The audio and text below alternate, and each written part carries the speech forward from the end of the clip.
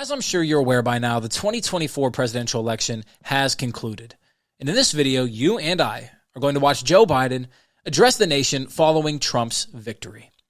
Now, with that being said, if you're new to this channel, my name is Nathaniel Kanakal, and here I like to discuss politics, geopolitics, economics, investing, finance, markets, all of these subjects, all of these topics that get interwoven into quite a dance, quite a show, and at times quite a fascinating facade. And if you like that sort of content, consider subscribing to the channel. With that being said, let's dive right in. Here he comes. Confident as ever. Oh, yeah. He's got some pep in his step. Good morning.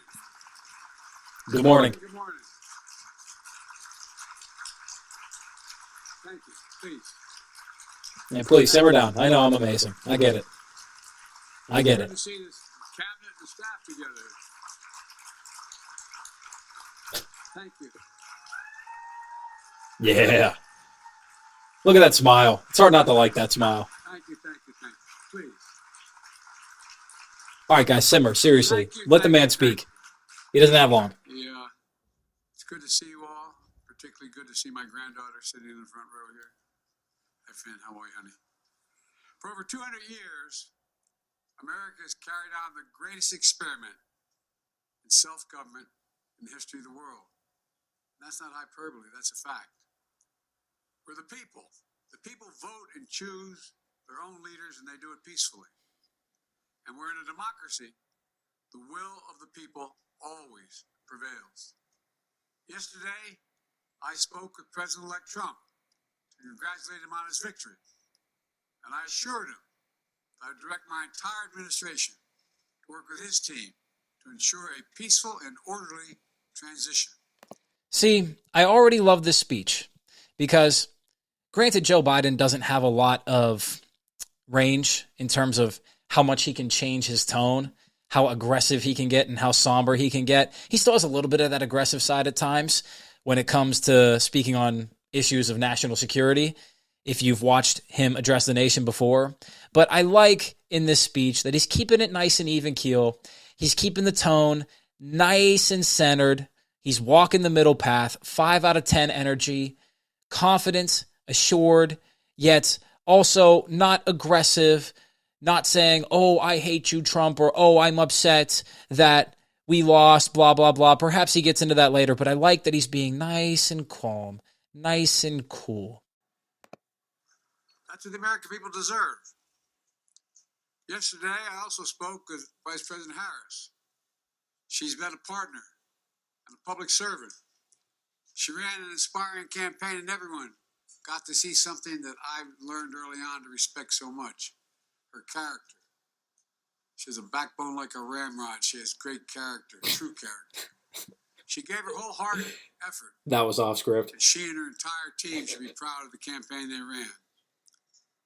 You know, the struggle for the soul of America since our very founding has always been an ongoing debate and still vital today. I know for some people, it's a time for victory, to state the obvious. For others, it's a time of loss. Campaigns are contests of competing visions. The country chooses one or the other. We accept the choice the country made.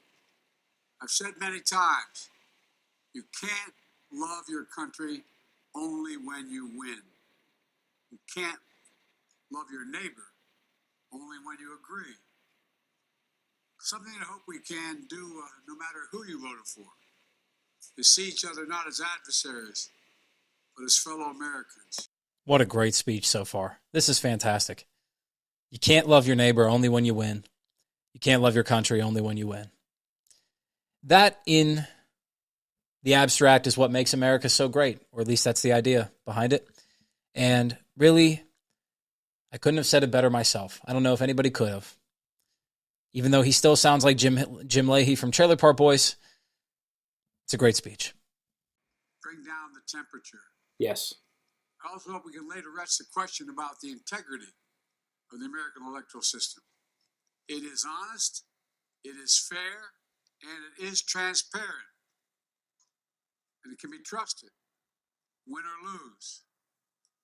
I also hope we can restore the respect for all our election workers who busted their necks and took risks at the outset. We should thank them.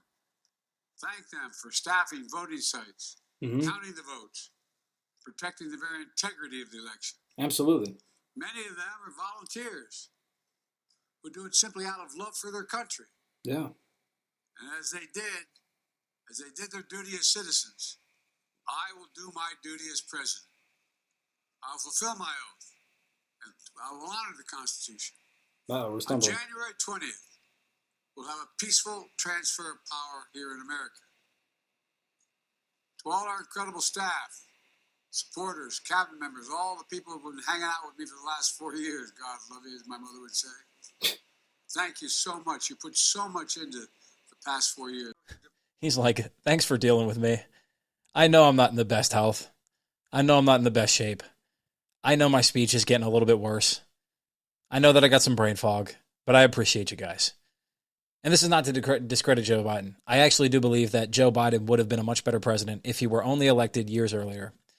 And I believe it's a shame that this was the period of his life where he was slated to be president of the United States. I think it came too late, and I believe he could have been much more effective if he were younger. And I think a lot of people are going to look at him through a negative lens because of when he took the office, and they're not going to look at the context surrounding his election, surrounding his presidency, surrounding the decisions he had to make. And I think that's a shame because I believe that context needs to be taken into account for all people, and I believe everybody deserves that grace. And I appreciate him saying that in this speech as well, because whenever I went to the voting place, the location that I was registered to vote at, I said thank you very much to the people who were working the polls. Other people were doing the same. It was very kind. It was very polite. There wasn't all of this animosity, and it was great to see because on the ground, there isn't as much animosity as people are made to believe there is. Social media does such a great job at stirring up hatred and stirring up violent dissent. But on the ground, there is much more common ground being found between people of various political parties, of various ideologies, of various faiths, and of those who follow different creeds and codes. And I really appreciate this speech so far because he's addressing that in a calm demeanor, because it's what the country needs. Difficult time. You're hurting. I hear you and I see you. But don't forget. Yeah, you don't really see him. Your eyes are shut. It's been a historic presidency. Not because I'm president, because what we've done, what you've done. A presidency for all Americans. Much of the work we've done is already being felt by the American people. The vast majority of it will not be felt. We felt over the next 10 years. We have legislation we passed. It's just only now just really kicking in. We're going to see over $1 trillion worth of infrastructure work done, changing people's lives in rural communities and communities that are in real difficulty. We're stumbling. Because it takes time to get it done. And so much more. It's going to take time. And that's a key point here that I want to make before we continue, is that getting elected to a second term, assuming that he were to run again, wouldn't have been based on what had actually been accomplished on the ground. The infrastructure built or not built, the businesses opened or not opened, etc. A lot of being reelected to office is the general mood and sentiment behind a candidate. What does the future look like? Just like in the stock market, you're always pricing in the future. The price today that you see on the screen is not indicative of the current value. It's indicative of where the market is projecting it's going to be into the future, whether that be a week or a month or a quarter or a year, or for some technologies like cryptocurrency, 5, 10, 15, 20 years. You see that at times. People jumping the gun and anticipating. And so even if you didn't like Joe Biden as a president, even if you're not a left-leaning person, I would urge you to consider that perhaps we don't know the full ramifications of his presidency, good and bad. Perhaps some of the legislation he's put into play is going to unfold and unfurl over the next 4, 8, 12, 16, 20 years, maybe half a century. And the butterfly effect from his decisions and his cabinet's decisions, by and large, could be much broader and much grander than we see right now. It's still too early to judge. And I believe we're still judging and evaluating people from the past too quickly. We don't know, but the human brain does not comprehend the context very well. And if you could develop that skill, I think it'll serve you greatly, because I've seen in my own life attempting to develop that skill and working hard to really strain that muscle and push it. It does wonders for you emotionally, psychologically, spiritually, physically, all across the board. But it's there. The road ahead is clear, assuming we sustain it. There's so much we can get done and will get done based on the way the legislation was passed. And it's truly historic. You know, we're leaving behind the strongest economy in the world. I know people are still hurting. Yeah. But things are changing rapidly. Comparatively speaking. Together we've changed. To other countries, yeah. Now we have 74 days to finish the term. Our term. Wow, 74 Let's make days. every day count. That's going to come quick. That's the responsibility we have to the American people. Look, folks, you all know it in your lives. Setbacks are unavoidable, but giving up is unforgivable. Setbacks are unavoidable, but giving up is unforgivable. We all get knocked down. But the measure of our character, as my dad would say, is how quickly we get back up. Remember, a defeat does not mean we are defeated. We lost this battle. The America of your dreams is calling for you to get back up. This is the one issue I would take with this speech, though I will give him credit. The tone is much better, much more even keel. There's not a lot of bite to it, which is nice. I don't like the idea of making this a battle between parties. And I don't think I'm alone in that. I think the general public would agree with me. I think most people would see that as the case. You and I don't need to battle with each other. And if you voted Democrat, if you voted for Harris, and you're disappointed that you lost, that's fine. But seeing this as a setback, I don't think serves you, just like I don't believe it served Republicans to see the 2020 loss as a setback either, because the country moves forward. You adjust course in a non-straight line, in a diagonal line. You're going, moo, moo, moo. You're swerving in and out, in and out, in and out, but you're going towards the same general goal, which is improving living standards, improving health and prosperity and safety. And you can say what you want about the Biden administration, but abstractly, that's the idea. It's not necessarily a setback. And I would also urge people on the left to consider that there is the possibility for your life to improve, even under a Trump administration. I know that seems difficult to comprehend. Even if you voted left, your life could still improve under a Republican administration. In the 1980s, you saw that happen for a lot of people. Now, on the other hand, other people's lives didn't improve. But the politics of it is not going to be the biggest driver. A lot of what improves your life is going to be the decisions that you make, the way that you interact with your family, your friends, your loved ones, your community, your colleagues, etc. A lot of it comes down to your own personal decisions. Policies and politics will play a role, but it's not all about that. And there is the possibility that your life could still improve even if you do not agree necessarily with the policies and the direction that Trump and the Republican Party want to take. Your life still could improve. 4 years from now could be much better than they are today. It could be wildly better. It could also be a little bit worse. It could be the same. You don't know.